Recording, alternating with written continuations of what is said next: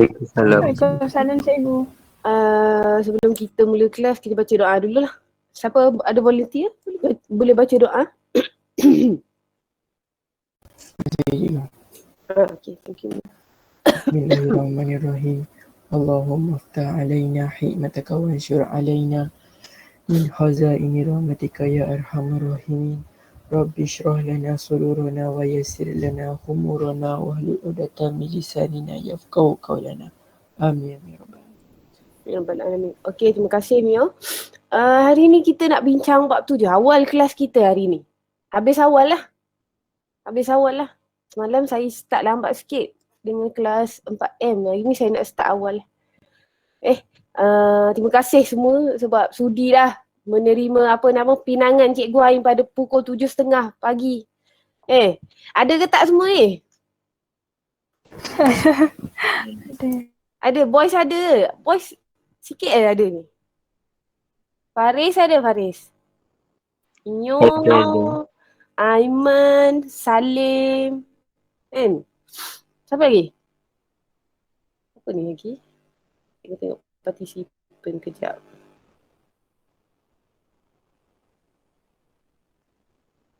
Lelaki tiada. Arif ada, Arif? Tidur balik. Ada. Tidur. Ada. Tak apa, tak ada. Hari ni kita akan tengok berkaitan dengan bab 7. Usaha ke arah kemerdekaan. Ni last chapter yang akan masuk exam lah. Ni last chapter untuk pengetahuan semua, kita akan exam bab 5 sehingga 7.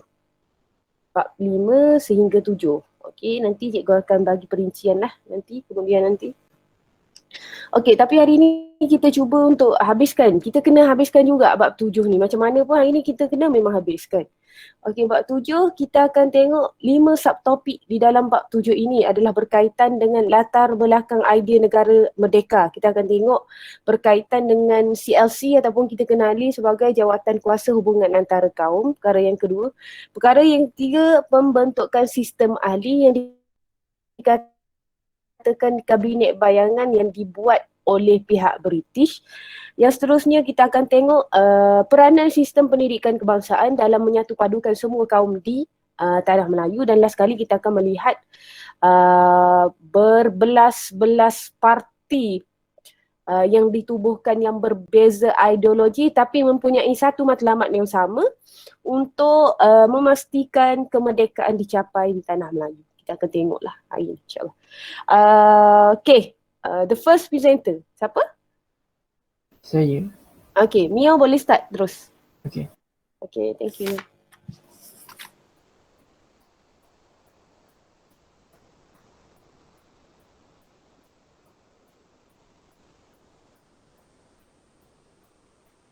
nampak kan? Nampak. Assalamualaikum warahmatullahi wabarakatuh. Nama saya Mia Iman. Saya akan membentangkan tentang usaha ke arah kemerdekaan, iaitu latar belakang idea negara merdeka.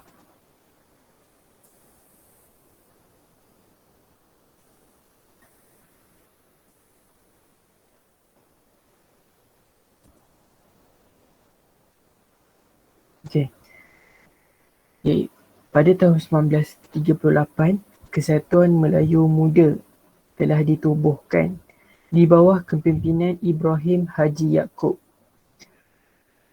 Kesatuan ini memperjuangkan kemerdekaan tanah air melalui konsep Melayu Raya. Bukan Melayu Raja, saya silap tulis, iaitu Melayu Raya. Idea Melayu Raya ini merupakan satu idea iaitu penyatuan bangsa dan dunia Melayu berdasarkan aspek persamaan daerah, darah, kebudayaan dan juga bahasa yang menjadi satu rumpun yang sama iaitu Melayu. Selepas KMM diharamkan, Melayu Raya ini diteruskan oleh dua kesatuan iaitu Kesatuan Rakyat Indonesia Semenanjung dan juga Parti Kebangsaan Melayu Malaya.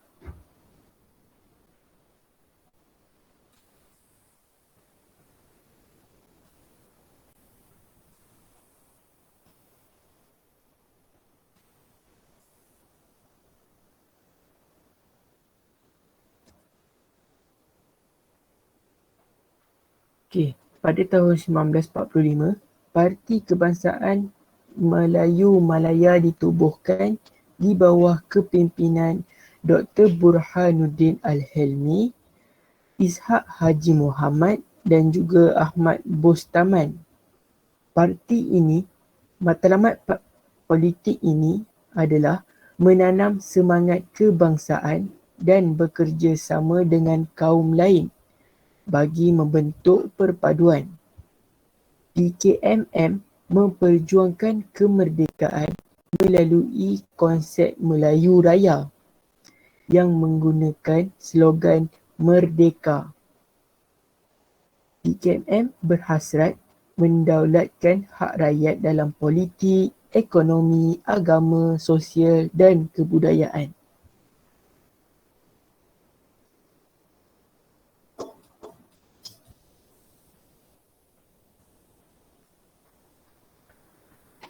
Angkatan Pemuda Insaf yang ditubuhkan pada 1946.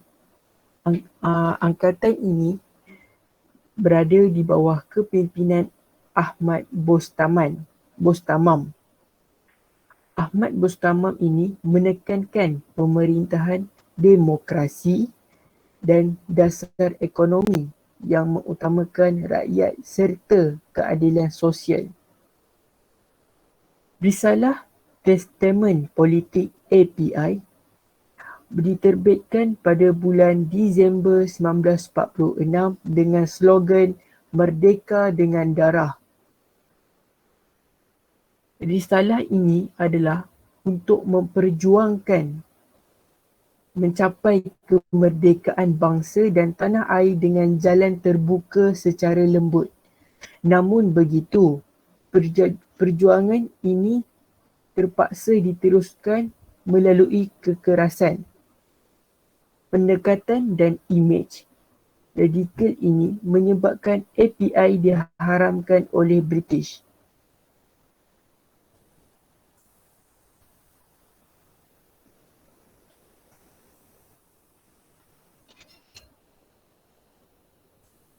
Persatuan Kebangsaan Melayu Sarawak di bawah kepimpinan Datu Patinggi Abang Haji Abdillah. Tujuan persatuan ini adalah Sarawak menjadi negeri merdeka di bawah pimpinan Raja Brooke. Selain itu, pertubuhan ini ingin berkerajaan sendiri sebagaimana yang dijanjikan dalam Perlembagaan 1941 oleh Raja Brooke.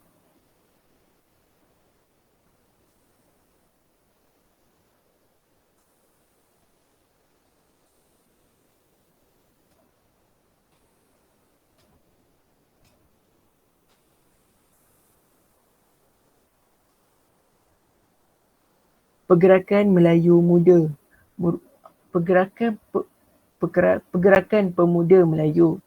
Pergerakan Pemuda Melayu muncul daripada kontroversi penyerahan Sarawak, iaitu memperjuang untuk memerdekakan Sarawak. Pakatan Sulit Rukun 13 yang merupakan satu nekat untuk membunuh Gubernur, pegawai British dan Datu Melayu yang menyokong penyerahan Sarawak.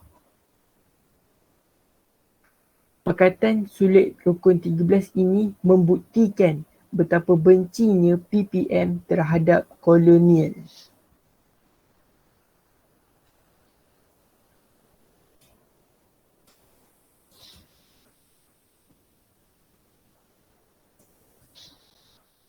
United Malays National Organisation ataupun dipanggil sebagai UMNO yang dipimpin oleh Datuk Onn Jaafar.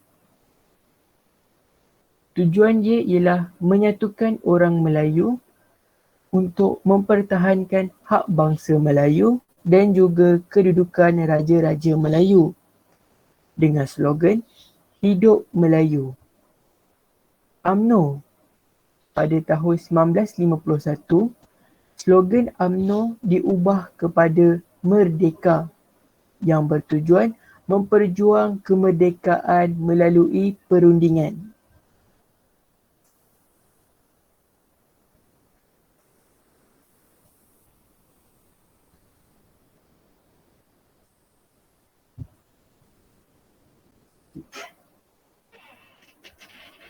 Parti Kebangsaan Melayu Labuan. Parti Kebangsaan Melayu Labuan ini berada di bawah kepimpinan Tengku Nordin dan Zakaria Gun.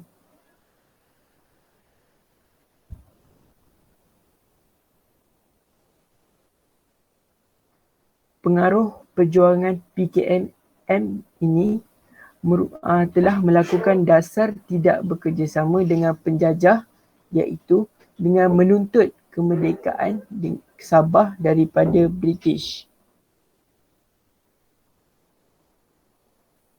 Selain itu, Laungan Hidup Melayu Merdeka yang ditulis dalam penulisan surat Zakaria Gun yang bertujuan untuk memberi kesedaran kebangsaan untuk merdeka kepada rakyat.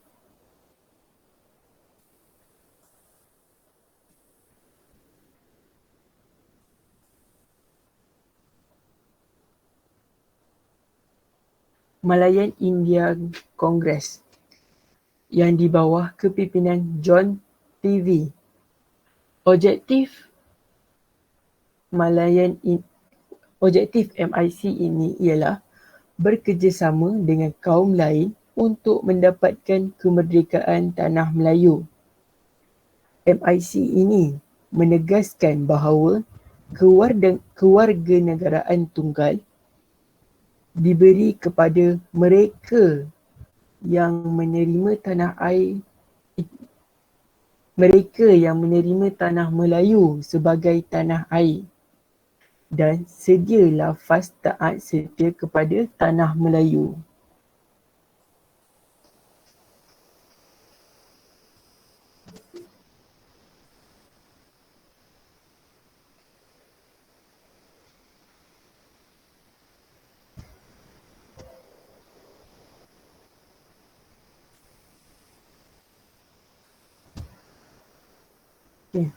Hizbul Muslimin. Hizbul Muslimin merupakan satu perhimpunan rakyat di bawah kepimpinan Mahat Al-Ihya Al-Azharif dan juga di Gunung Semanggol, Perak. Perhimpunan ini telah melahirkan satu majlis agama Islam tertinggi MATA yang diterajui oleh ulama berpengaruh seperti Abu Bakar Al-Bakir, Syekh Al-Fadullah Suhaimi dan Syekh Abdullah Fahim.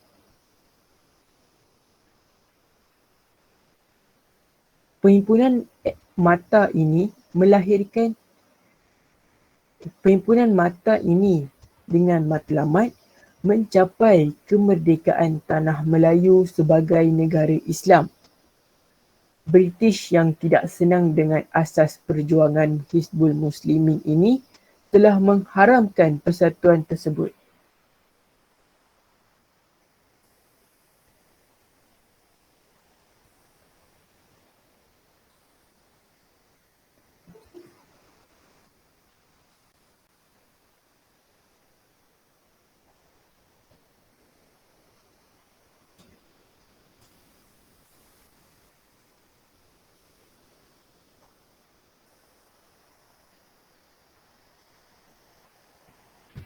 Malayan Chinese Association pada tahun 1949.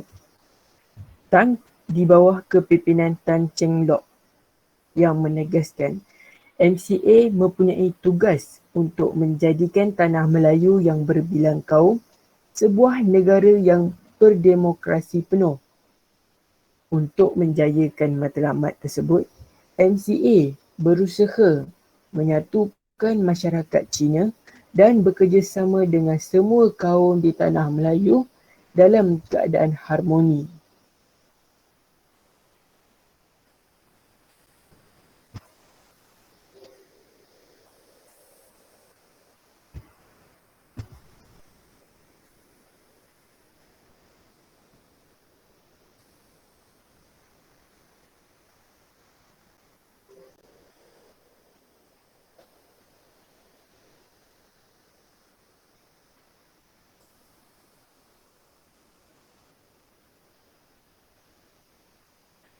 Okay.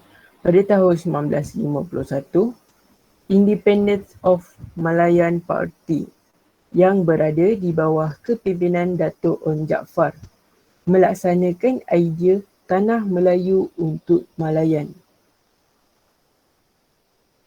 Selepas tahun 1949, pemikiran Datuk Onn Jaafar lebih memfokuskan kepada ke arah perpaduan kebangsaan. Dia mengatakan bahawa tuntutan tidak boleh dilaksana tanpa kerjasama kaum lain yang diterima menjadi rakyat Tanah Melayu.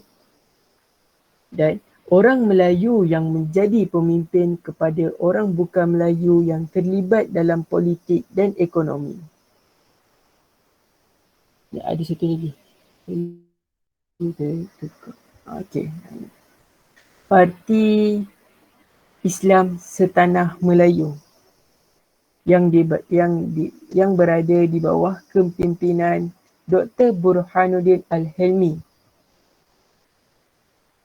Parti ini menegaskan bahawa bercita-cita membina satu negara dan satu bangsa yang teguh dengan bahasa Melayu sebagai bahasa kebangsaan dan rasmi yang tunggal.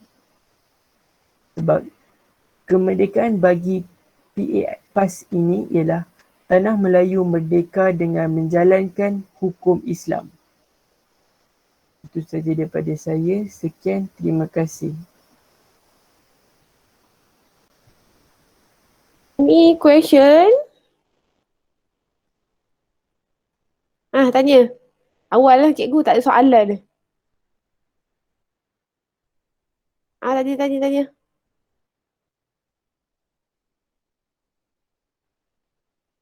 Soalan, tanya.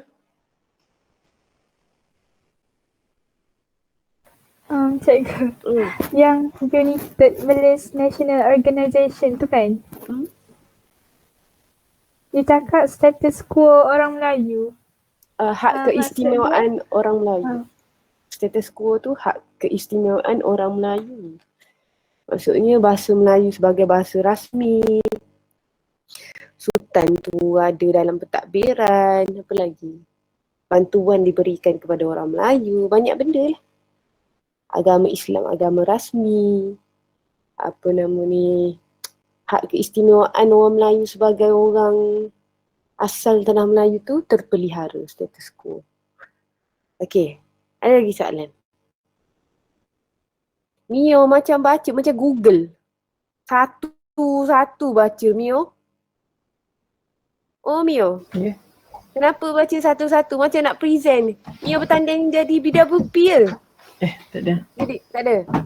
Jadi macam tu, satu-satu. Nanti kena ubah Nanti kena ubah cara present tu. Kena semangat sikit. Sebiji baca, orang yang baru bangun tidur pergi tidur balik. Boleh? Boleh. Okay, alright. Boleh, insyaAllah boleh. Tak ada masalah. Kita buat dia, bukan dia buat kita. Okay. Ada lagi? Soalan? Cikgu. Ada. Nak tanya ke nak cakap? Nak cakap dengan mak dia? Sekejap cikgu. Kan semua parti kan dia malam tu ni dia nak kan apa capai kemerdekaan.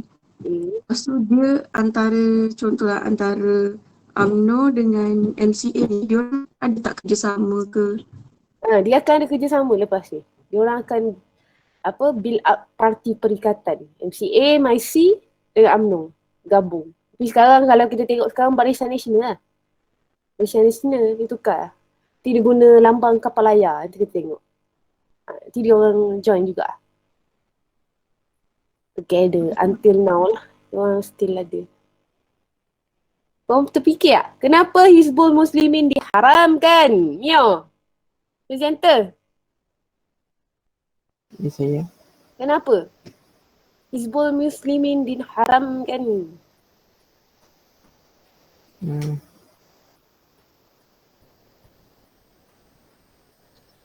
Sedangkan yang menerajui parti itu adalah pertubuhan itu adalah ulama yang berpengaruh. Kenapa British tak nak? Dia tak nak agama Islam tersebar. Apa? Apa Mia? Dia tak nak agama Islam tersebar dengan banyak seluruh. Dengan menyeluruh. Ya, betul. Bolehlah, boleh diterima lah. Satu, ingat tak Glory Gospel yang British bawa tu? Yang semua kuasa bawa. Dia orang kan nak sebarkan agama Kristian. Tu motif utama dia orang jajah. Tapi dekat tanah Melayu ni dia orang tak boleh buat sebab kita tolak. Kita tolak sepenuhnya. Tapi bila British melihat parti-parti yang nak bawa perjuangan Islam, nak laksanakan hukum hudud dan sebagainya, hukum Islam dan sebagainya, dia kerat terus. Dia potong terus. Sebab dia nak negara itu, negara yang bakal dibina tu, mengikut acuan yang dia orang tetapkan. British ni. Licik tak liciknya British. Kan? Sebab tu dia letakkan sultan tu jaga agama Islam dan adat istiadat Melayu sahaja. Jadi dia tak ambil campur lah maksudnya. The main reason adalah dia tak nak agama itu, dia tak nak prinsip Islam itu boleh menyatu padukan seluruh umat Islam dekat tanah Melayu. Tak hancur lah dia. Hancur lah British. So dia potong terus. Sama lah zaman sekarang kalau kita tengok kan. Kalau lah semua umat Islam bersatu padu, tak hancur Israel, tak hancur Amerika Syarikat tu. Kan? Hakikatnya dilihat bahawa umat Islam tu sekarang ke dulu tak bersatu padu lah. Kan? Tak bersatu padu lah. Kena tunggu Nabi Isa AS turun dulu baru nak bersatu padu. Kan? Tunggu Nabi Isa turun tu. Kan? Habis Ya'juj Ma'juj dulu. Kan? Ya, Ya'juj Ma'juj bukan Nabi Isa yang hancurkan. Siapa hancurkan? Allah, pertolongan Allah. Kan? Barulah lepas settle semua dibersihkan bumi ni, barulah Allahumma salli ala Muhammad. Barulah Nabi Isa tu muncul sebagai pemimpin Islam yang agung. Nak cakap kaya tak kaya masyarakat pada ketika itu, kaya tak kaya. Dekat rumah dia orang ada emas. Dan emas dia orang tu tak tahu nak bagi kat siapa. Tak ada, dia ada dalam Quran. Tak ada dalam buku sejarah. Cikgu cerita tu tak ada dalam buku sejarah. Sejarah Islam.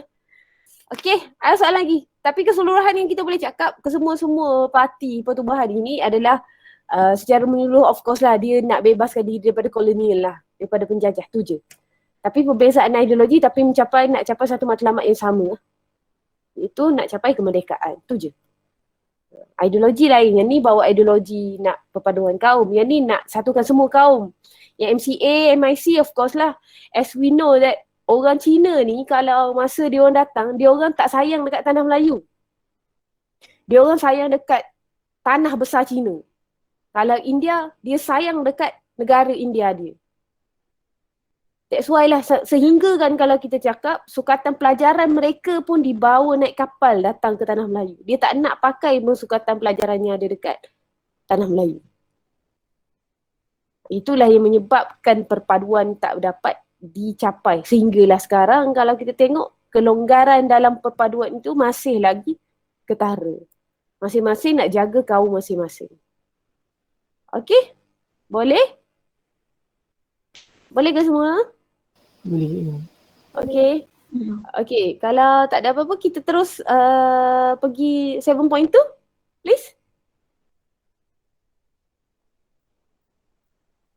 Who's? Siapakah presenter 7.2? Siapa lah? Dia buka Telegram eh.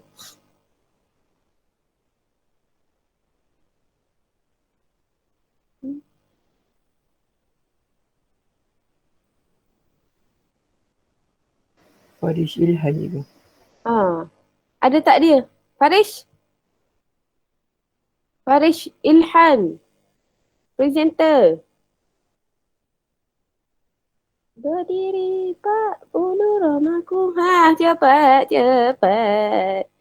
Faris Ilhan jangan bagi cikgu buat konsert pakai kain kelekor. Faris? Oh, Faris. Cikgu tak tahu dekat mana. Dia call kejap Mia boleh tak dia? Boleh juga, boleh. Okay, Mia tolong cikgu. 7.2 Faris. Aiman ada Aiman? Ada cikgu. Okay, dah ready presentation 7.3? Dah. Okay, Alhamdulillah. Arif Imran ada? Ada cikgu. Ada. Okay, dah ready dah? InsyaAllah ready. Allahu Akbar. Engkau kalau aku suruh kau buka kamera ni memang kau duduk dalam selimut ke apa? Daniel Hakim ada? Ada ke? Okay, dah ready? Last presentation? Dah. Okay, Alhamdulillah. Okay, semua jejaka idaman Melaya yang akan present hari ni.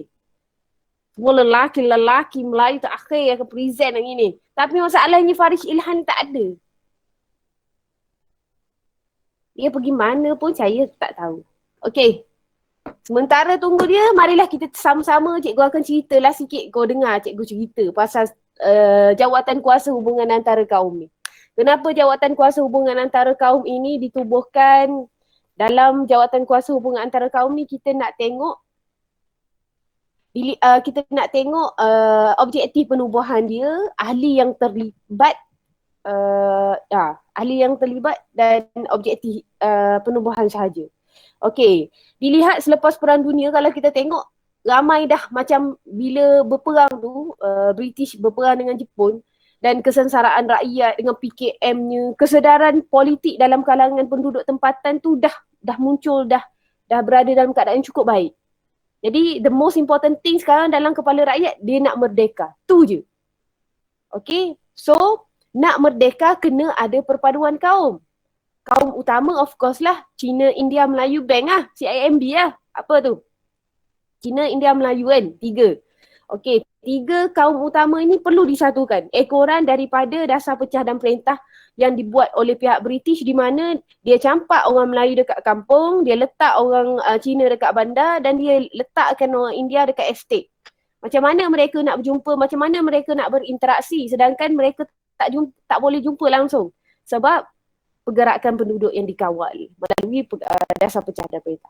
So, untuk memastikan kemerdekaan itu dicapai, maka tertubuhnya satu jawatan kuasa hubungan antara kaum ataupun we call it as a Community Liaison Committee, CLC, which is ditubuhkan pada Januari 1949. Untuk apa? Pertama, nak kaji hubungan kaum secara mendalam. Maksudnya dia nak pergi tengok satu persatu. Apa masalah Ahmeng dengan Mutu, apa masalah Mutu dengan Muhammad. Dia nak tengok satu-satu. Itu perkara yang pertama. Perkara yang kedua, dia nak memperbetulkan keadaan politik. 1. Keadaan ekonomi. 2. Keadaan sosial. 3. Bagi memastikan pembahagian semua dalam semua aspek. Politik, ekonomi, sosial tu adil dalam kelompok komuniti. Apa masuk komuniti? Komuniti Melayu, komuniti Cina, komuniti India tu sama. Kalau anak engkau ada dalam bahagian pentadbiran anak aku yang berbangsa Melayu dan beragama Islam pun perlu ada dalam pentadbiran. Kena kerja kerajaan juga anak aku. Anak aku India pun kena kerja kerajaan juga. Dia sama. Yang adil. Okey, itu perkara yang kedua. Perkara yang ketiga, nak wujudkan keadaan yang harmoni, muhibah dalam kalangan penduduk di negara ini. Tak kira Melayu, Cina, India, maksudnya tak ada pergaduhan, tak ada pertelingkahan antara kaum. Okey, tiga matlamat inilah yang menjadi objektif pembentukan CLC. Okey, jelas? Jelas? Jelas? Okey, jelas. Okey. Dan pengurusi CLC ni kau tengok tu pakcik. Kalau buku teks tu kau tengok muka surat 174. Oh sedap dia menyandar macam tu. Kan? Bukan ikan singgang Pelajar saya suka cikgu ikan singgang. Bukan ikan singgang. Dia tak macam ikan ke? Dia manusia. Dia manusia. Oh nanti cikgu dia ikan singgang. Bukan. Kalau budak kata kat cikgu ikan singgir. Bukan ikan singgir bosku. Dia adalah E.E.C. Turai Singgem. Dia adalah pengerusi CLC. Okay, siapakah pernah anggota CLC? Of course, dia macam mana pun before merdeka ataupun lepas merdeka akan ada orang barat dalam setiap pertubuhan. Kenapa? Itu persoalan. Kenapa? Kenapa sibuk-sibuk dia orang British ni? Pergi balik rumah mak engkau. Datang ada. Kenapa ada lagi kat sini? Okay, sebab dia nak kawal, dia nak tengok lagi. British ni tamak haloba. Nanti kita akan tengok dalam sister ahli nanti. Dia sangat tamak. Okay, of course lah ada Malcolm McDonald as a Governor General British di Asia Tenggara. Dia benar CLC. Okay, pengurusi macam Cik Guan cakap tu, dia adalah wakil orang Ceylon. Wakil Melayu kita ada Datuk On Jaafar, Menteri Besar Johor ataupun Presiden UMNO. Datuk Abdul Wahab Abdul Aziz, Datuk Panglima Bukit Gantang iaitu Menteri Besar Perak. Muhammad Saleh Hakim, Ahli Majlis Penerangan Negeri Selangor. Dr. Mustafa Osman, Ahli Jawatan Kerja UMNO dan Zainal Abidin Haji Abbas, Setiausaha Agung UMNO. Semua orang Melayu. Semua tu orang UMNO. Semua. Okay. Dan wakil Cina kita ada Tan Cheng Lock, kunci. Kau ingat kunci, kau ingatlah Tan Cheng Lock tu. Lock kunci. Okay. Wakil daripada Negeri Melaka, Li Tiang Keng, Pulau Pinang, CC Tan. Bukan Kim Tan CC Tan. Kim Tan tu cerita The Hills tu kalau tengok cerita Korea tau. Okay, CC Tan, Singapore. And the last one is Yong Shuk Lim, itu from Selangor wakil. And then ada 3 wakil dari Eropah, India dan wakil Serani. Roland Bradel, Al-Dorai Semi Dr. JS Gunting. Bukan gunting baju Gunting nama dia. Okay, alright. Dia sebenarnya of course lah macam Cik Guan cakap, hala tujunya sama, nak bina perpaduan dalam kalangan semua kaum. So hakikatnya kalau kau tengok ilustrasi tu yang pakai songkok, yang muka putih, yang hidung mancung, perasan tak? Tu orang Melayu Cina India, ilustrasi yang dibuat tu. Kan, orang Melayu nak berjabat tangan dengan orang Cina dengan India. Kan, kemudian mereka pun membuka tangan mereka. Orang India 2 tangan. Orang Cina 1 tangan. Satu lagi dia sembunyikan.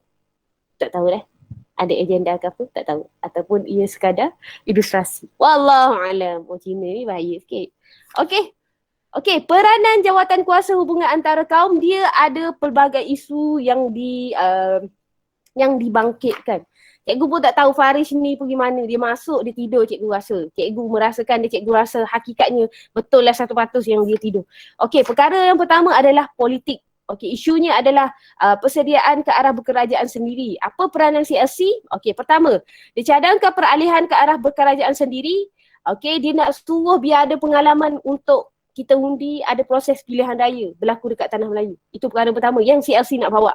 Okay, dan kesan dia, of course lah, kesan dia ke arah perpaduan kaum, adanya majlis bandaran, pilihan raya mengikut majlis bandaran. Majlis bandaran ni maksud dia apa? Peringkat bandar, macam contoh bandar Kota Baru. Okey, majlis negeri itu maksudnya keseluruhan negeri Kelantan. Dan majlis perundangan persekutuan, lepas menang tu dia orang akan bentuk kerajaan. Kalau kita cakap majlis perundangan persekutuan sekarang, ahli undangan, ahli parlimen dah. Ahli parlimen dah kalau kita cakap sekarang. Okey, boleh? Boleh ke? Cikgu tengah cakap seorang. Okay, the second thing is berkaitan dengan kedudukan istimewa orang Melayu. Okay, isunya orang Melayu tuntut diakui dia sebagai orang asal dekat Tanah Melayu tu. Perkara yang pertama. Okay, and then peranan CLC dia setuju. Okay, kedudukan istimewa diberikan dan tunjukkan taat setia yang tidak berbelah bagi. Okay, maksud taat setia ni dia tak boleh sayang dah dekat negara asal mereka. Orang Cina, India tak boleh sayang dah dekat negara asal mereka. Dia kena tumpahkan taat setia kepada Tanah Melayu. Okay, dan kedudukan istimewa Melayu di negeri ini diperakui dan kepentingan sah kaum lain diiktiraf. Apa maksud kepentingan sah kaum lain diiktiraf? Kepentingan sah kaum Cina diiktiraf oleh perlembagaan negara. Orang Cina ada hak dia juga, orang India ada hak dia juga. Okay, boleh. Okay, yang ketiga adalah kedudukan ekonomi orang Melayu. Okay, orang Melayu tak boleh memperoleh peluang yang sama. Okay, so bendanya dilihat orang Melayu diketepikan. Even though mereka adalah original people dekat Tanah Melayu. So Dato' Onn Jaafar come out supaya ada agensi ditubuhkan untuk ekonomi dan pendidikan orang Melayu. Maka tertubuhnya RIDA ataupun kita kenali sebagai Lembaga Pembangunan Industri Desa, RIDA pada tahun 1950. Dan lembaga ni kalau kita cakap sekarang of course lah Majlis Amanah Rakyat lah, MARA.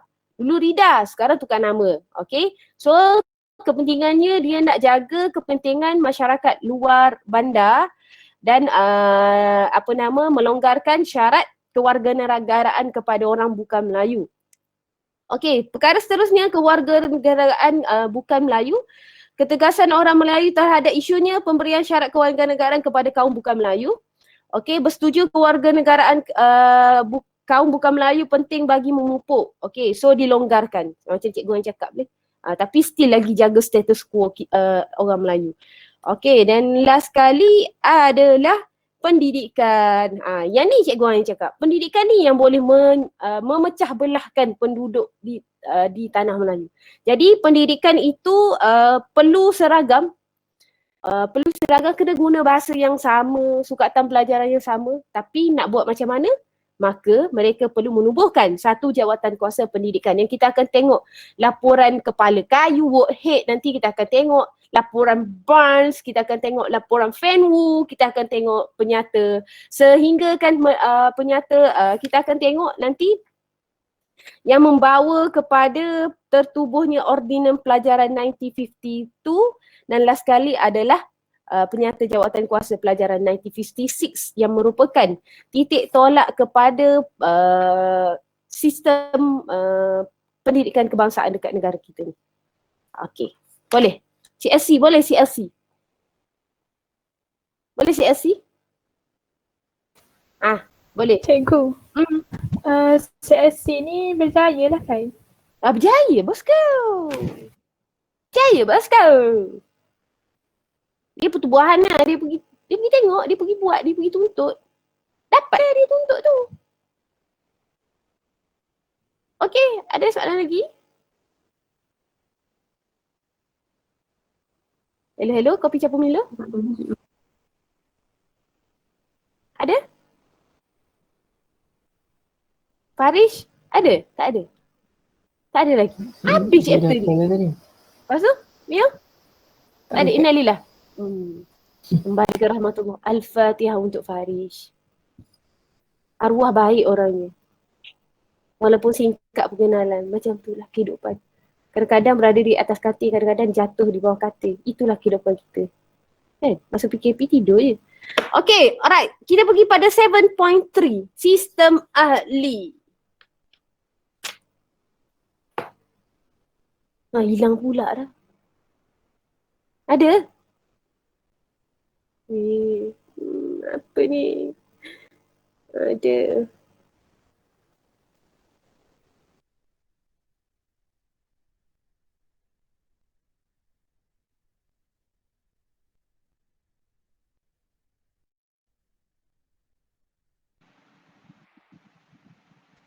Assalamualaikum warahmatullahi wabarakatuh. Saya Muhammad Aiman akan bentangkan subtopik 7.3 sistem ahli.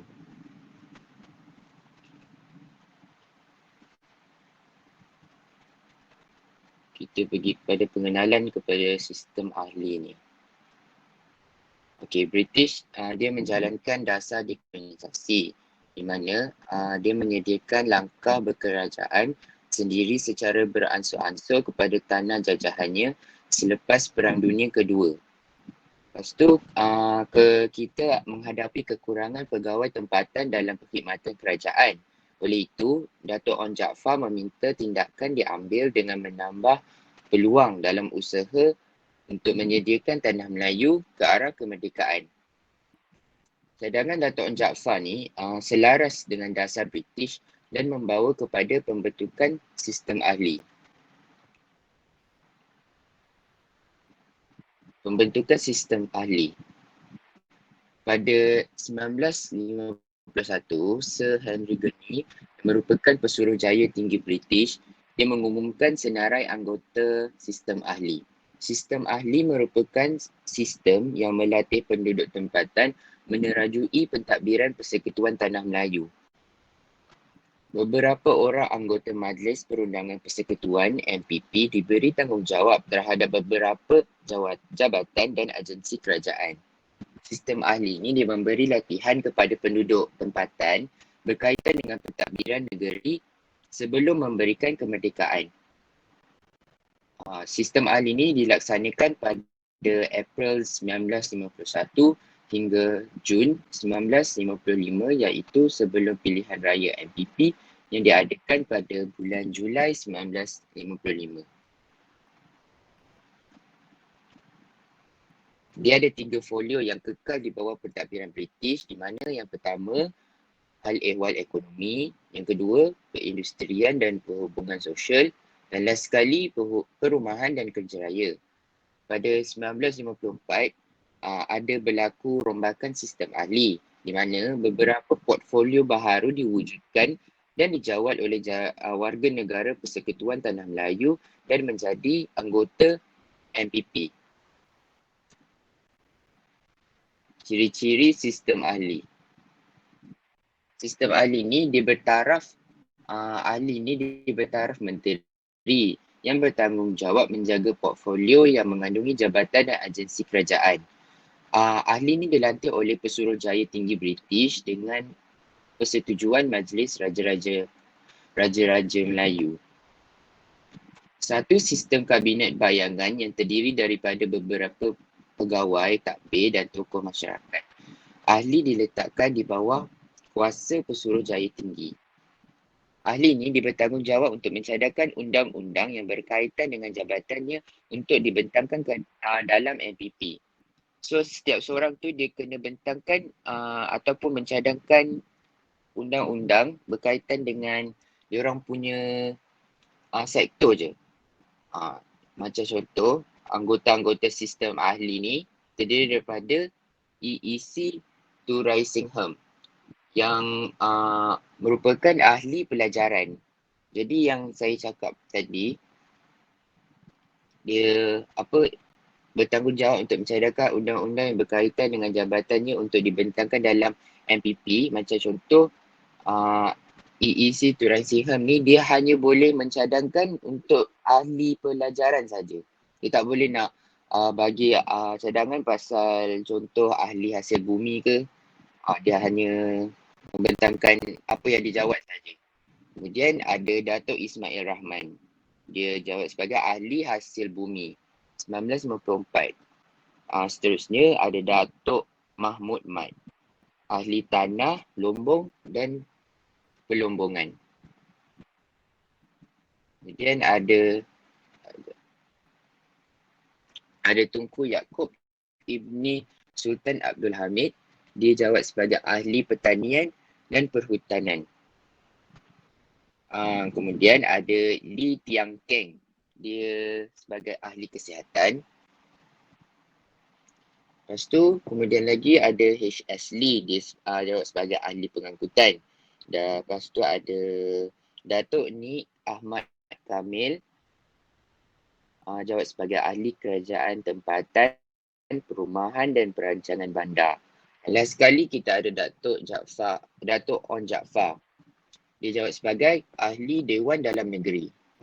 Kepentingan sistem ahli. Kepentingan sistem ahli, dia menyediakan asas penting untuk melatih orang tempatan ke arah kerajaan sendiri. Macam tadi, British dia bentukkan sistem ahli ni dalam masa yang sama, dia boleh melatih rakyat tempatan untuk membentuk kerajaan sendiri ke arah kemerdekaan.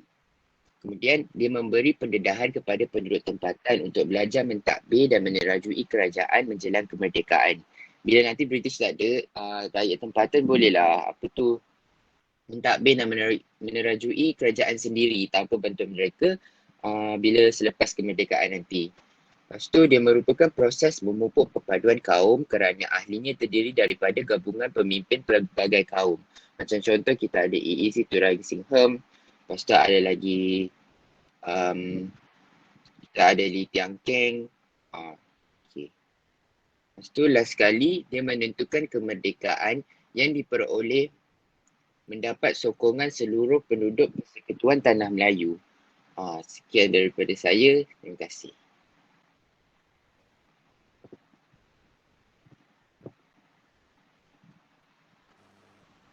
Soalan dekat Aiman. Kita faham semua? Kalau faham, direct. Kita pergi pada tajuk lain. Soalan?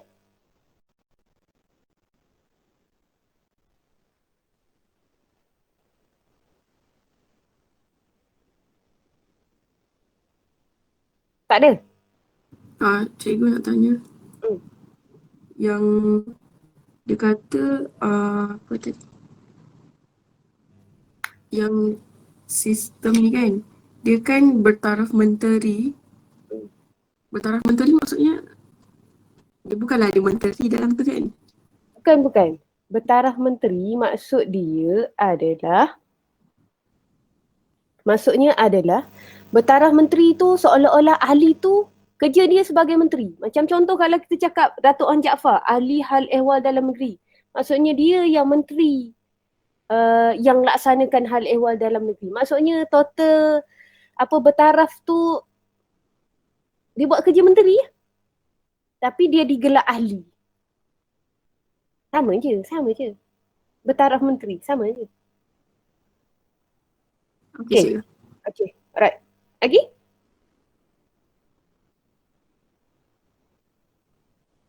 Patut tanya dia tu, presenter tu. Cikgu, pada tahun 1954 berlaku rombakan sistem ahli. Rombakan tu dia bubar. Rombakan tu, ingat tak yang tiga portfolio yang duduk bawah British tu? Dia bagi dekat dua portfolio, dia bagi dekat ahli dekat Datuk ni Ahmad Kamil, ahli Kerajaan Tempatan Perumahan dan Perancang Bandar. Okey, itu satu. Itu perancang bandar tu rujuk pada perumahan lah. Kemudian satu lagi berlaku rombakan, dilihat bahawasanya ditambahkan perkara yang tiga ahli tu iaitu Datuk Ni Ahmad Kamil, H.S. Lee dengan Datuk Ismail Rahman. 3 ditambah je rombakan tu, tambah. Dan dilihat bahawasanya dijawat oleh warga negara PTM yang menjadi anggota MPP, Majlis Perundangan Persekutuan. Bukan orang biasa-biasa lah yang boleh ambil. Tapi adakah tiga portfolio tu kekal di bawah British? Aiman? Tak. Siapa pegang? Orang tempatan. Siapa? Datuk Onn Jaafar. Datuk Onn Jaafar?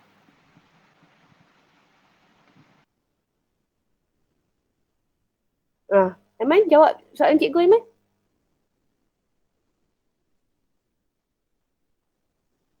Soalan cikgu tadi yang 3 portfolio tu tak kekal bawah diletakkan di bawah British ataupun dimansuhkan ataupun apa jadi?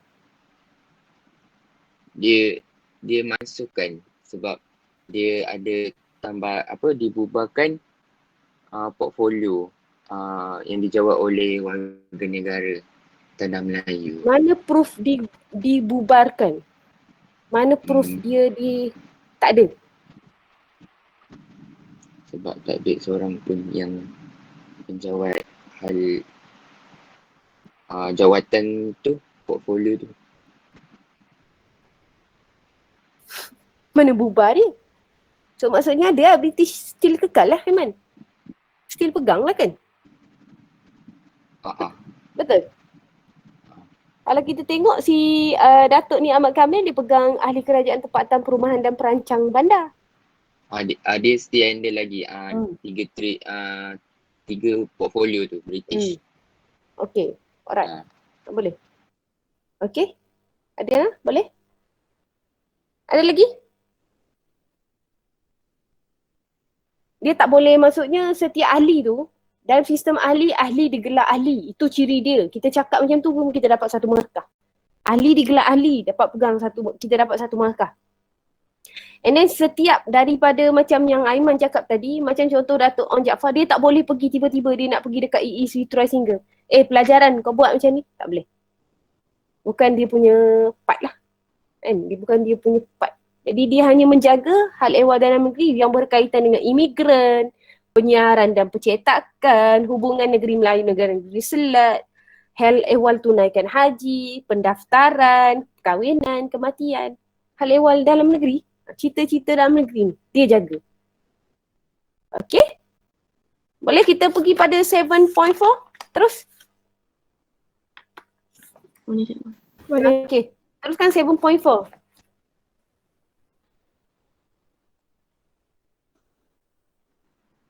Sekejap je. Tidur ke apa suara kau macam tu? Kau dah bangun lama dah. Kau subuh tak? Tengok je. Present elok-elok.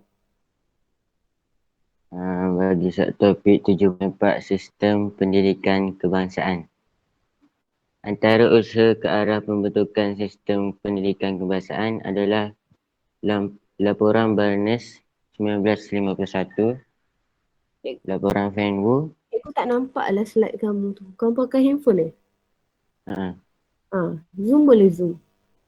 Laporan Van Wu 1951, Ordinan Pelajaran 1952, laporan Woodhead 1955 dan Penyata Jawatan Kuasa Pelajaran 1956. Bagi laporan Barnes, sekolah rendah menggunakan bahasa Melayu atau bahasa Inggeris sebagai bahasa pengantara dan sekolah menggunakan bahasa Inggeris sebagai pengantar. Bagi laporan Van Wu, sekolah Cina diteruskan berasingan di bawah sistem kebangsaan dan pendidikan sekolah Cina haruslah berorientasikan tanah Melayu.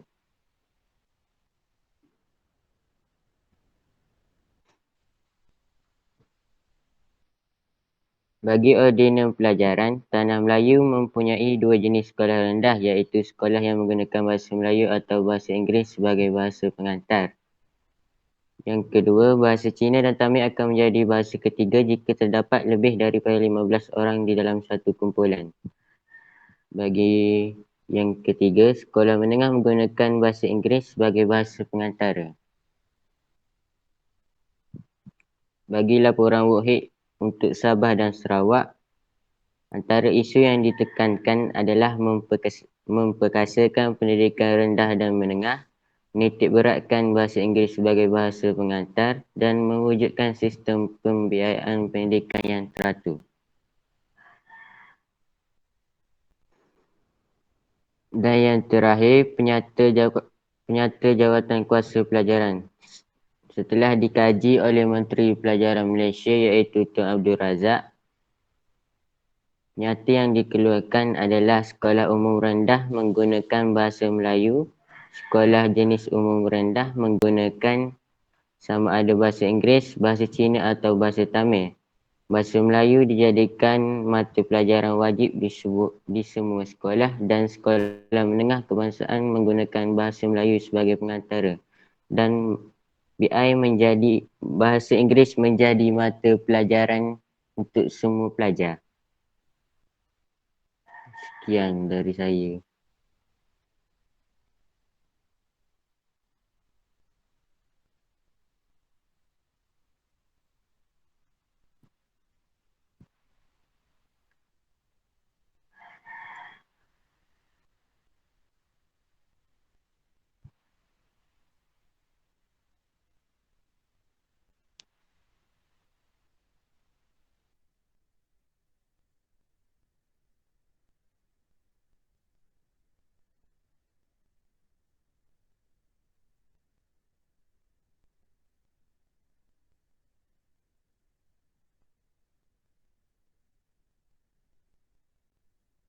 Baik.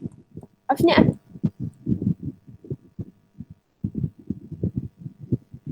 Habis ke? Ya. Cepat sangat kau ni. Baca apa ni?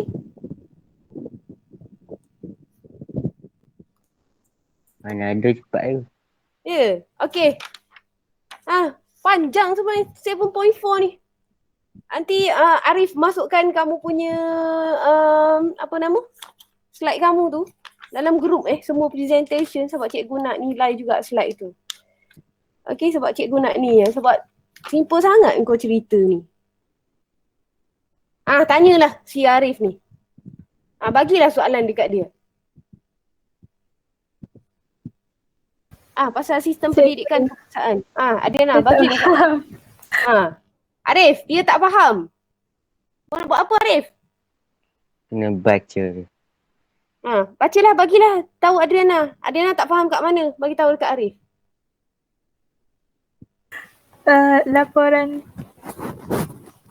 Laporan Barnes dan laporan Fenwu.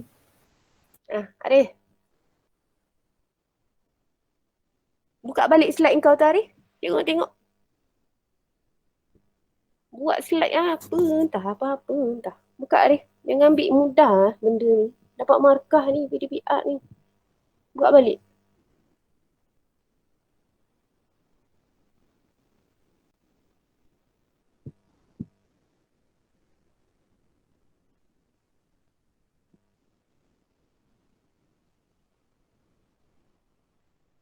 Kita pasal laporan Barnes balik. 1951.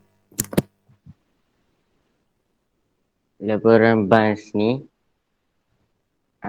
sekolah rendah menggunakan bahasa Melayu atau bahasa Inggeris sebagai bahasa pengantar. Maknanya,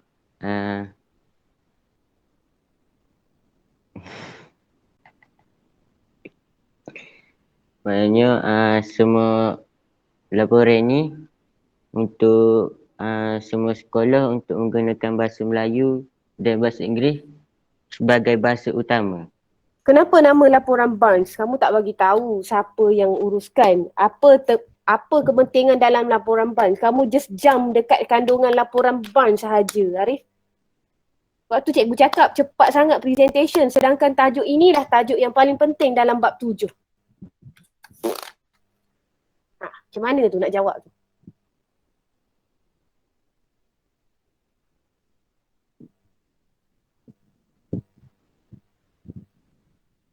Arif, I'm talking with you. Ada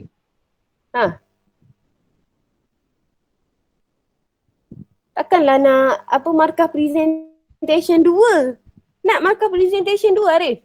Tak nak ke? Dah tu.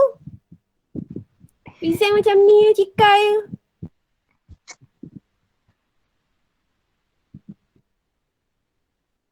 Info tak details.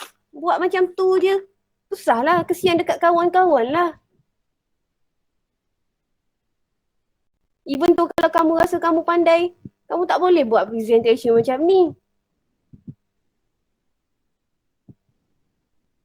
Okay, cuba next slide. Kamu pakai phone ke Arif? Okay. Kamu tak ada benda lain? Komputer tak ada kat rumah? Ada Lepas tu, kenapa tak buat pakai komputer? Cikgu pun tak nampak slide kamu. Cikgu nak bagi markah macam mana slide pun cikgu tak nampak sangat. Kau tengok laporan FEMU kau tulis. Tengok, kau tulis, kau letak gambar tu. Macam mana orang nak faham? Kau sembang benda tu pun susah cikgu. I'm really disappointed lah Arif. Should not lah kita pelajar MSNPC tak boleh buat macam tu lah sebenarnya. Okay, bagi question. Arif, I will evaluate you based on apa yang you present. Cikgu akan bagi markah ni dan cikgu akan hantar report lah.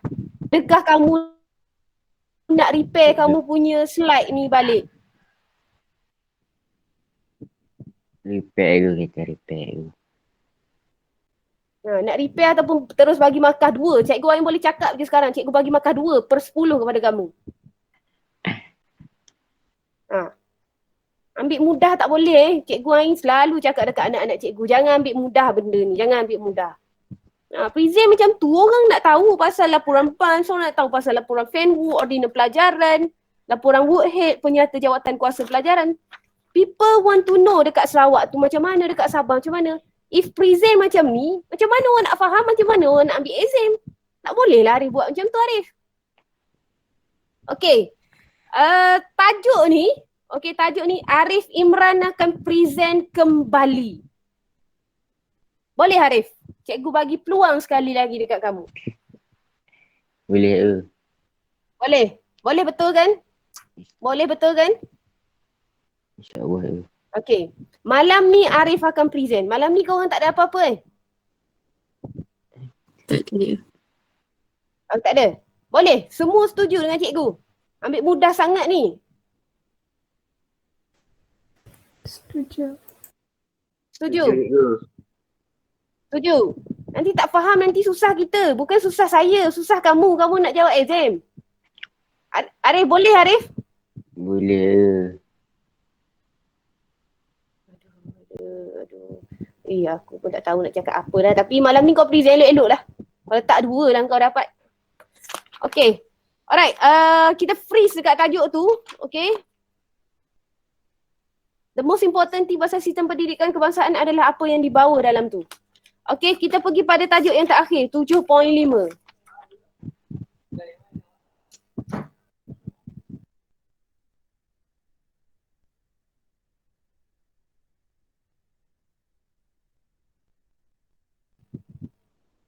Mana last presenter? Okay, ada. Present elok-elok. Markah. Assalamualaikum warahmatullahi wabarakatuh. Saya akan membentangkan tentang penubuhan parti politik. Kemunculan parti politik ni dia berlaku selepas berlakunya Perang Dunia Kedua. Antara parti politik yang ditubuhkan semasa 1940-an adalah Parti Kebangsaan Melayu Malaya, PKMM. Ditubuhkan pada 1945 bulan Oktober. Antara pemimpin parti PKMM ni Dr. Burhanuddin Al-Helmi, Ishak Haji Muhammad dan Ahmad Bustamam. Perjuangan dalam parti ni dia melahirkan kesedaran politik dalam kalangan orang Melayu. Menekankan perpaduan antara penduduk berbilang kaum. Dia menekankan perpaduan antara penduduk berbilang kaum sebab dia nak menentang penjajah-penjajah yang menjajah tanah Melayu.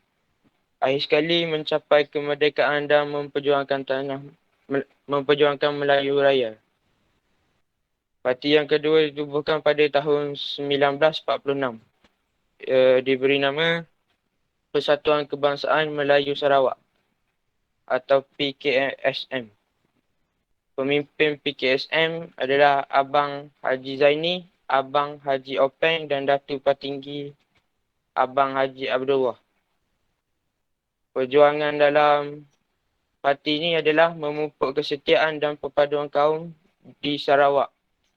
Lepas tu dia menentang penyerahan Sarawak kepada British.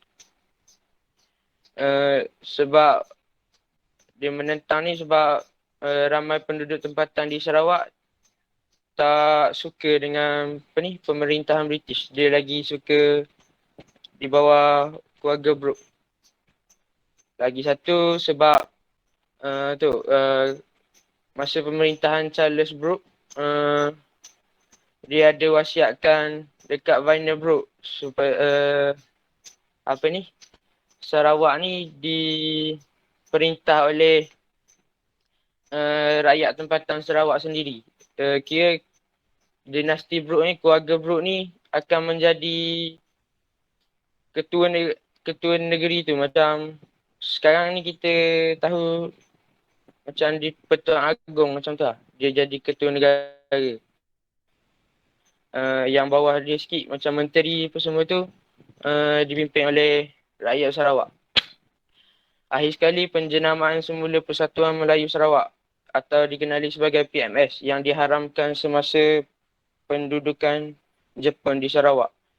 Pendudukan Jepun di Sarawak ni masa tak silap saya masa masa Perang Dunia Kedua berlaku, semasa sebelum kemunculan British di Sarawak. Sarawak dijajah oleh Jepun. Parti ketiga adalah Angkatan Pemuda Insaf, API. Ditubuhkan pada Februari 1946. Pemimpin dia Ahmad Bustamam. Perjuangan dia mengembleng tenaga pemuda sebagai penggerak untuk membuat perubahan politik. Yang kedua, menggunakan slogan Merdeka dengan darah untuk memperjuangkan kemerdekaan. Parti Yang seterusnya adalah Pergerakan Pemuda Melayu, PPM. Ditubuhkan pada Mac tahun 1946. Pemimpin dia Muhammad Sirat Yaman, Awang Ramli, Rosli Dobi dan Morsyidi Siddiq. Kalau kita ingat lagi, Rosli Dobi inilah yang bunuh Duncan Stewart, Gubernur di Sarawak masa tu, tak silap saya. Kita belajar masa bab 4 saya. Lepas tu perjuangan dia menentang penjajah British. Macam saya cakap dia bunuh Duncan Stewart tu. Lepas tu menuntut kemerdekaan Sarawak. Parti yang seterusnya adalah United Malay Nation Organisation atau dikenali dengan nama UMNO. Ditubuhkan pada Mei 1946. Pemimpin dia Datuk Onn Jaafar, Tengku Abdul Rahman.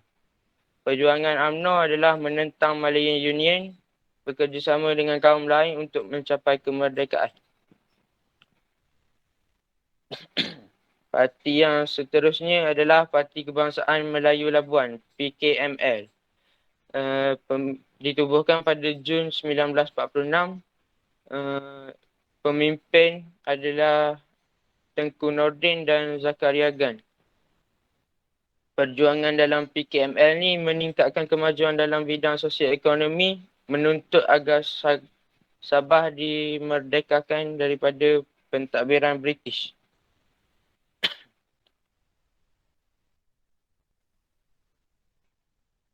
Parti yang terakhir pada tahun 1940-an ni adalah Malayan Chinese Association, MCA. Ditubuhkan pada Februari 1947.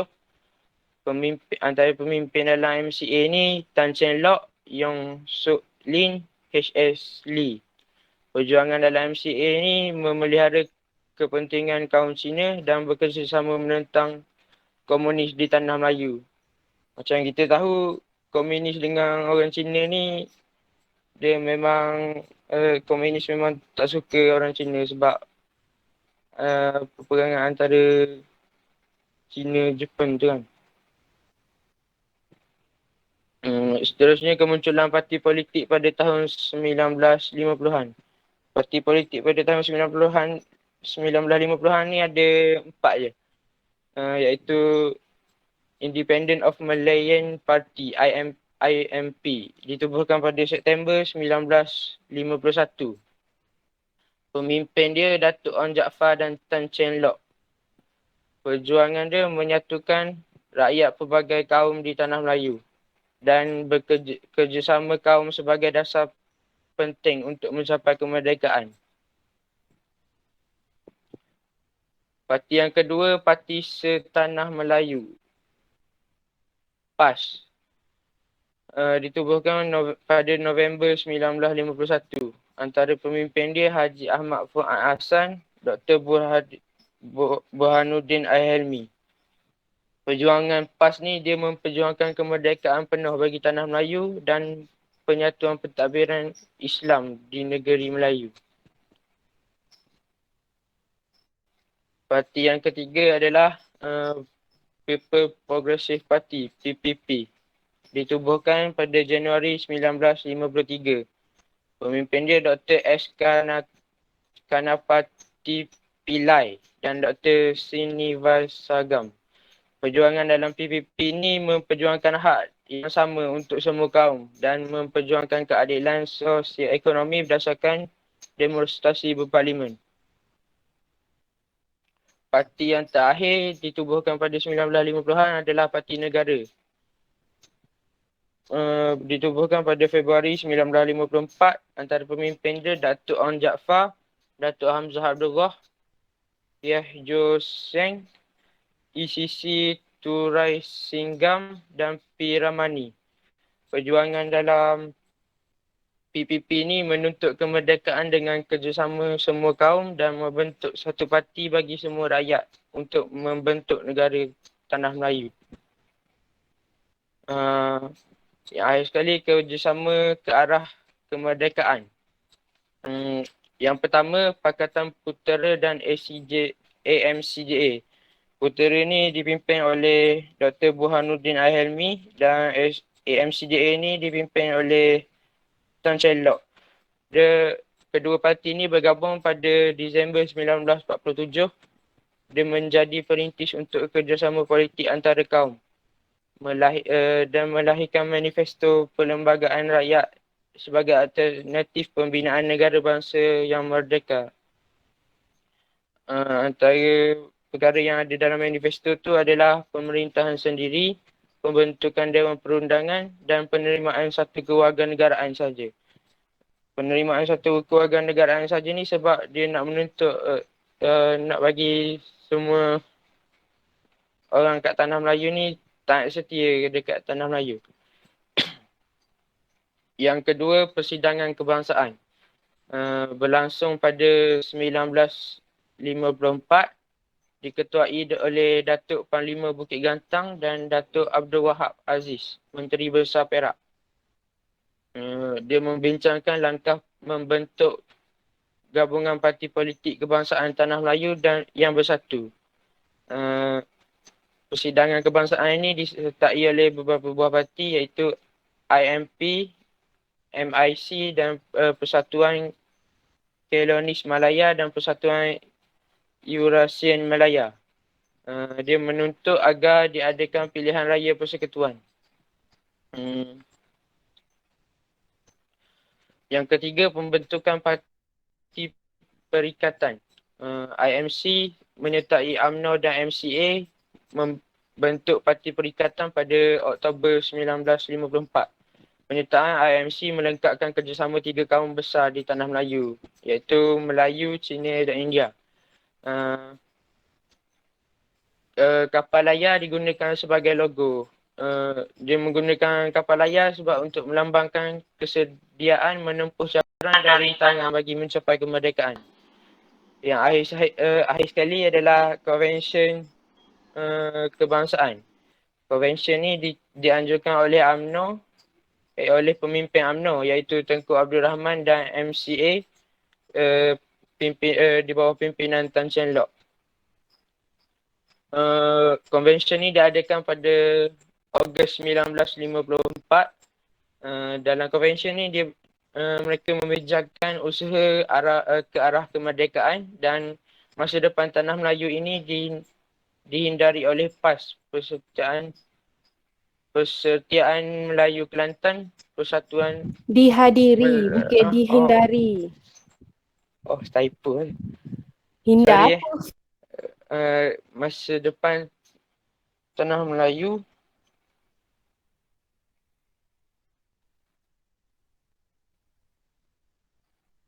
dihadiri.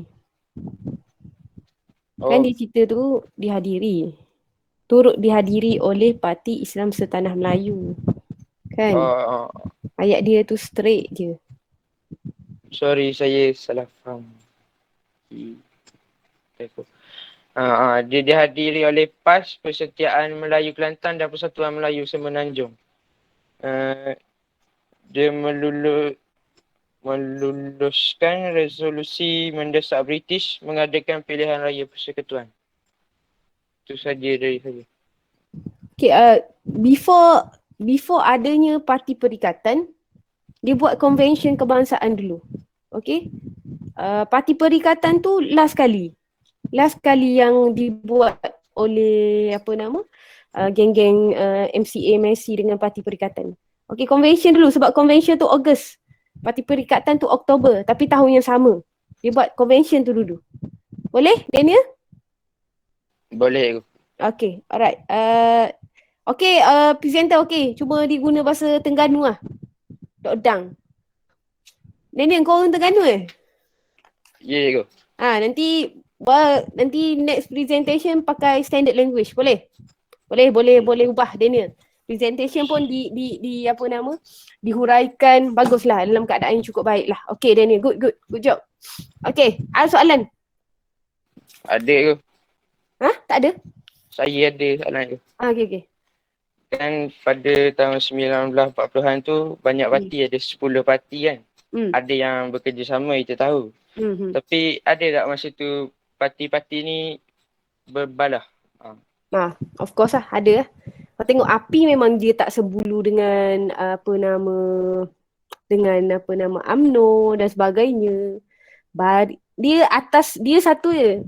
Kalau cikgu tanya balik dekat dia ni kan, sekarang pun gaduh tak? Pasal parti. Gaduh. Gaduh kan? Betul tak? Gaduh kan? Minum dekat kedai kopi dulu masa before COVID kan. Minum air dekat minum kopi boleh bergaduh, boleh bertumbuk dekat kedai kopi. Sebab apa?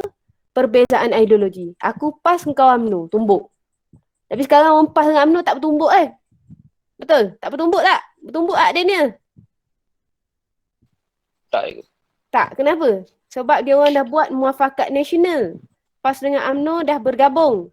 Dia dah buat muafakat nasional dan dia orang join dengan Perikatan Nasional yang kerajaan sekarang lah. Bersama dengan Bersatu kan. So hakikatnya dilihat bahawasanya dia macam mana pun dia tak sama ideologi ni.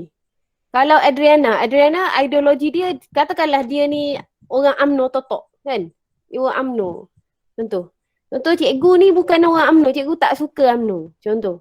Kan? Cikgu nak, contoh kan, cikgu nak keadilan. Ataupun cikgu ni orang DAP. Takkan saya nak ajak si Adriana cakap pasal politik? Tak bertumbuk ke dengan dia? So hakikatnya perbezaan ideologi, kalau kita melihat bahawasanya perbezaan ideologi 1940-an, 1950-an itu berbeza. Sebab ideologi itu dibawa oleh setiap parti tu. Tapi hakikatnya matlamat dia satu je. Betul tak Daniel? Matlamatnya satu. Dia cikgu mencapai kemerdekaan. Nak capai kemerdekaan. At the same time, they want to take care of their own race dia orang tu. Bangsa dia orang sendiri. Macam kita lah. UMNO nak jaga orang Melayu. Orang Cina nak jaga orang Cina. Orang India nak jaga orang India. Tapi hakikatnya perlu ada satu permuafakatan di mana termeterainya Parti Perikatan yang membentuk Parti Perikatan pada Oktober 1954. Okay, so sampai sekarang lah. Kalau sekarang apa Parti Perikatan tu? Barisan Nasional. Kan? Dia tak ada lah Parti Perikatan. Kau pergi tanya, ada Parti Perikatan? Tak ada. Barisan Nasional. Kalau biru. Barisan Nasional tu biru lah. Kan? Kapal layar. Kan? Dacing. Dia sekarang pakai dacing kan? Timbang balik kan? Dulu kapal layar. Sekarang dacing. Okay. So, we can conclude pasal bab 7 ni adalah banyak usaha dilakukan oleh semua pihak. Semua, orang Melayu ke, orang Cina ke, orang India ke, orang Ceylon ke, semua. Tapi hakikatnya nak merdeka, nak bebas daripada penjajahan. So kita melihat bahawasanya satu je. Apa yang boleh dikonkludekan, British ni dia yang buat masalah. Kan? Dia yang buat masalah dan dia minta kita selesaikan masalah dia. Apa masalah yang dia tinggal? Masalah perpaduan kaum. Kan? So susah-susah aja kita kena buat itulah, kena buat ni. Tapi hakikatnya membuahkan hasil. Sebab apa? Permuafakatan dan semangat muhibah dalam kalangan semua kaum yang membawa kepada kemerdekaan kita lah.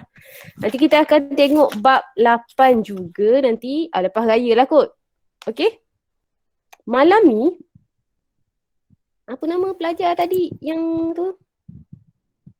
Apa nama pelajar yang present apa pun tak? Apa nama? Arif. Okay. Arif akan present. Okay, Arif akan present dan siapa nak bantu Arif malam ni untuk jadi dia punya apa nama? Moderator. Bab 7 tajuk tu lah cikgu tekankan sebab soalan dia tricky dekat tu lah. Siapa nak tolong? Moderator malam ni. Tengok cikgu rasa cikgu masuk. Orang nak cikgu masuk ke tak?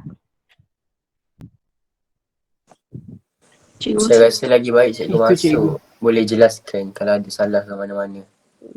Tak faham. Okay, pukul berapa? Pukul 9 Arif, mana Arif? Kita tengah buat dah. Arif ada? 9 boleh cikgu. Pukul 9 boleh. Arif ada ke tak ni? Ke dah hilang lah? Ada ke? Ada. Okey, ada tak apa. Arif boleh repair balik. Yang macam variation tadi ke? Macam mana? Mio, macam mana? Cakap apa?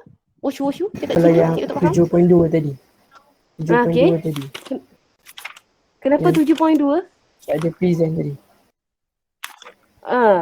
Apa nama situ? Kan dia Kau tak faham tak present 7.2 cikgu? Dia tak ada markah lah Mio. Dia tak masuk kelas pun. Kosong markah dia Mio. Cikgu tolong present. Tapi 7.2 tu kamu clear kan? Kamu clear ke tak anak-anak? Clear cikgu. Clear sangat. Shampoo clear. Clear betul? Ya cikgu. Okay, alright. Nak bagi peluang lagi dekat Farish ni. Baik betul hati rakyat Malaysia, rakyat kelas 4D ni. Mio? Nak bagi peluang ke Mio? Hello, nak bagi peluang. Nak bagi peluang ke Mio? Nah, kita dah bincang lah. Habis masa kita Ikut boleh. cikgu.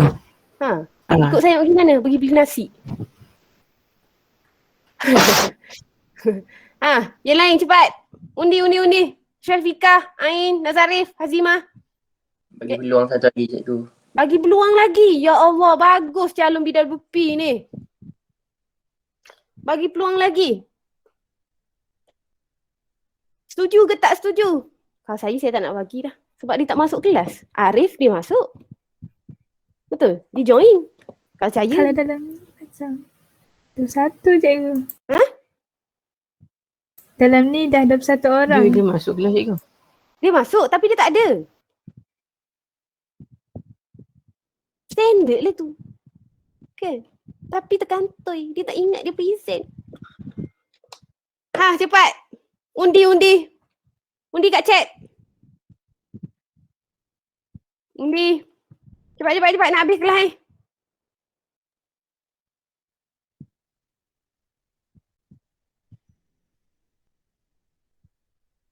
Cepatlah guys. Kau makan nasi Nak makan nasi. Peluang satu lagi. Bagi peluang 2 orang. Juwita nak ikut cikgu. Juwita, kau orang mana Juwita? Bagus chance. Okey, semua lelaki ni. Bagi peluang. Seorang Syarifah bagi peluang. Lagi. Dia kena separuh. Tak bagi peluang. Saya nampak Fadilah cakap tak bagi peluang. Peluang kedua Adriana. Kepala otak dia. Kau ingat apa? Okey, bagi peluang. Lagi. Tak cukup. Undi. Cepat. Sia dia cikgu. Kau tak kesian dekat kau Arif? Presentation kena repair kau Arif. Lempang kau nanti. Bagi peluang.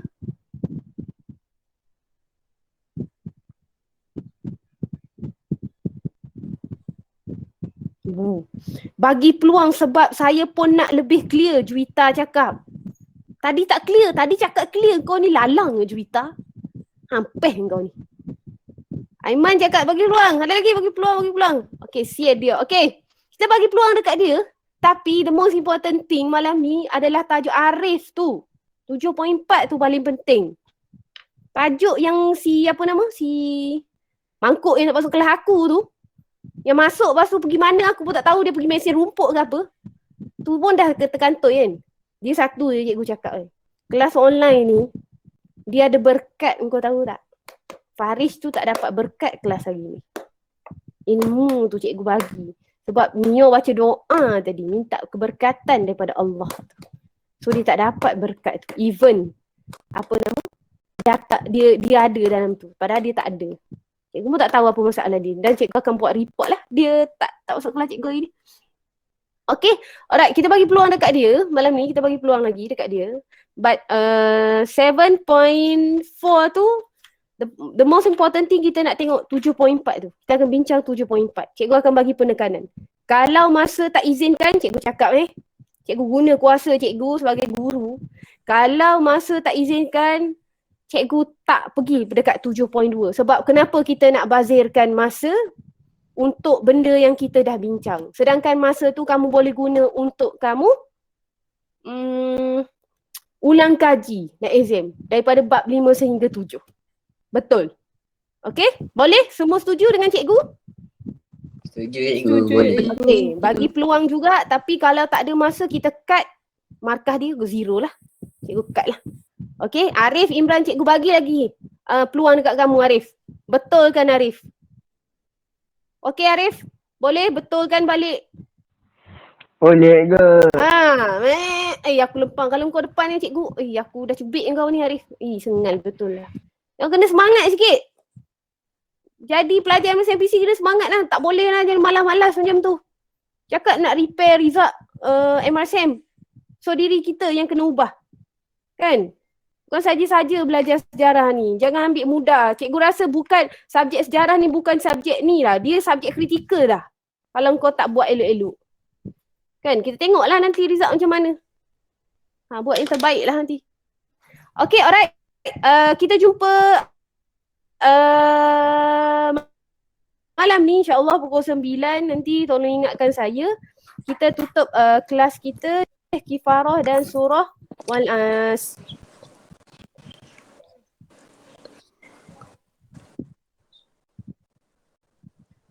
Terima kasih everybody. Terima kasih juga. Assalamualaikum. Apa yang bertanding BWP tu all the best. Undilah mereka. Kalau kau rasa dia tu boleh dijadikan pemimpin. Cikgu. Terima kasih, cikgu. Ya? Undi 04 cikgu. Undi, cikgu. Okey. 04 kau Danish. Danish yang tak sebut, boleh sebut R tu. Okey. Dah tenang, cikgu. Kau senam. Ada enam kau? 26. Terima kasih, cikgu. 26 siapa? Syarifah? Saya, cikgu. Adiana 26. Kau pegang nak ambil apa Adiana? Esko apa? Kesihatan. Allah, kesihatan. Memang sihat semualah. Okay, alright. InsyaAllah. Thank you, cikgu. Okay, thank you.